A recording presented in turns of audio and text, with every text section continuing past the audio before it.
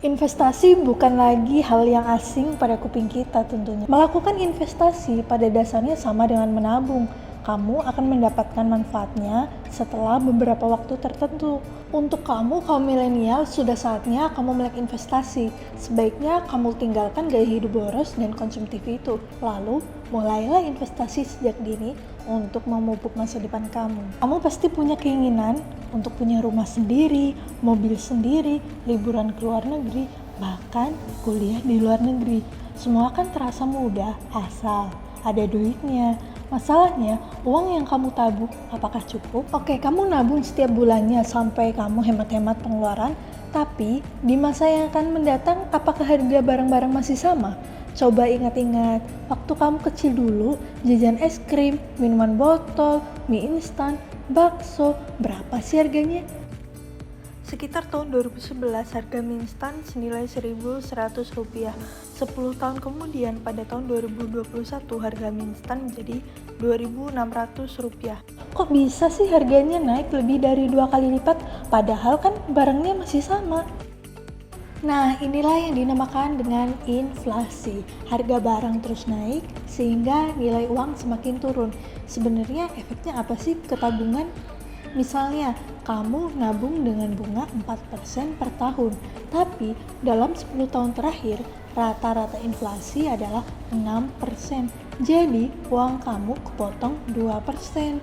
Rugi dong. Kalau kamu memiliki pendapatan tetap dan hanya mengandalkan tabungan, inflasi akan menjadi masalah buat kamu.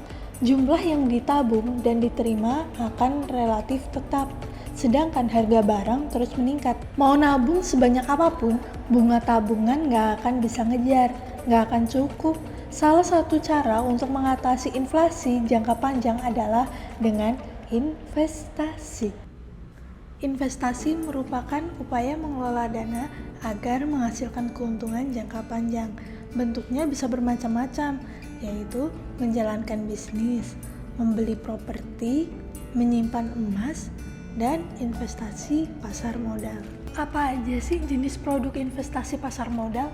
Investasi di pasar modal memang menggiurkan.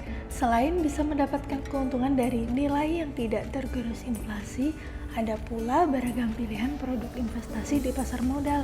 Mengutip dari situs resmi Bursa Efek Indonesia, pasar modal didefinisikan sebagai sarana bertemunya perusahaan maupun institusi lain, misalnya pemerintah, yang membutuhkan dana dari masyarakat untuk pengembangan usaha, ekspansi, penambahan modal kerja, dan lain-lain dengan masyarakat yang menginvestasikan dana mereka.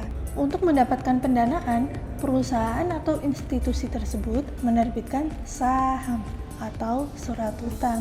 Masyarakat pemodal atau investor yang mendanai perusahaan maupun institusi tersebut dapat membeli instrumen tersebut di pasar modal, baik secara langsung maupun dalam bentuk reksadana.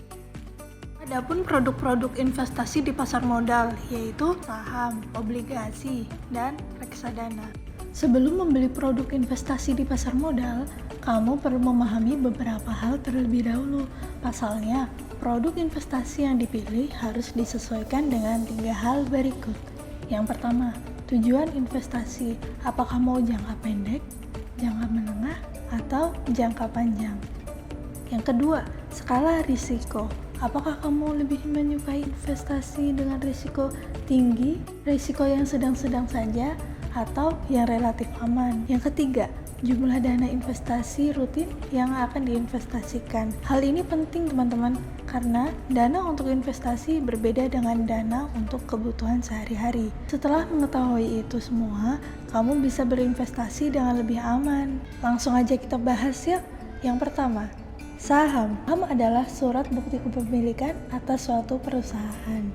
Misalnya, jika kamu membeli sebuah saham perusahaan, kamu telah menjadi salah satu pemilik perusahaan tersebut dan berhak atas penghasilan dan kekayaannya. Investasi saham memiliki keunggulan berupa capital gain. Capital gain adalah keuntungan yang didapat saat harga jual saham lebih tinggi daripada harga beli, dan dividen, yaitu pembagian laba kepada pemegang saham berdasarkan banyaknya saham yang dimiliki. Risiko investasi saham, yaitu capital loss. adalah kerugian akibat harga jual saham lebih rendah daripada harga beli. Risiko likuidasi perusahaan yang dimiliki dinyatakan bangkrut. Yang kedua, obligasi, yaitu surat utang jangka menengah atau jangka panjang yang dapat dipindah tangankan. Surat ini berisi janji dari pihak penerbit kepada pihak pembeli obligasi untuk membayar utang pokok pada waktu yang telah ditentukan, disertai dengan pembayaran bunga secara periodik. Keunggulan investasi obligasi yaitu nilai pokok tetap, artinya nilai pinjaman yang akan dikembalikan kepada investor pada saat jatuh tempo jumlahnya tetap, dan ada pemberian kupon sebagai biaya yang dibayar oleh penerbit. Nilai tukar kupon adalah tingkat suku bunga dari obligasi tersebut.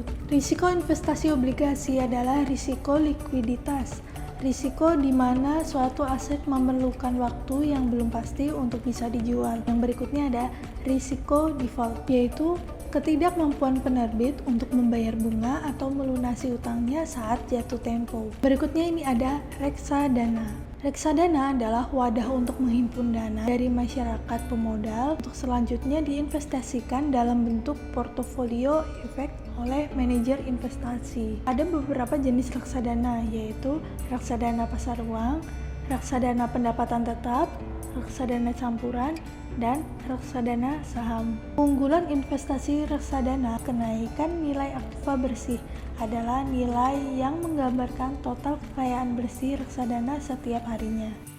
Risiko investasi reksadana yaitu adanya kemungkinan penurunan NAB dan risiko default. Pastinya semua investasi memiliki kekurangan dan kelebihan, tapi soal keuntungan, investasi di pasar modal secara jangka panjang lebih menguntungkan loh. Selain kamu mendapatkan pendapatan tetap dari hasil kamu bekerja, kamu dapat menghasilkan passive income dengan investasi yang rutin. Tidak ada kata terlambat untuk memulai sesuatu. Nah, saatnya mulai menyisihkan uang jajan kamu minimal 100.000 per bulan untuk mulai berinvestasi.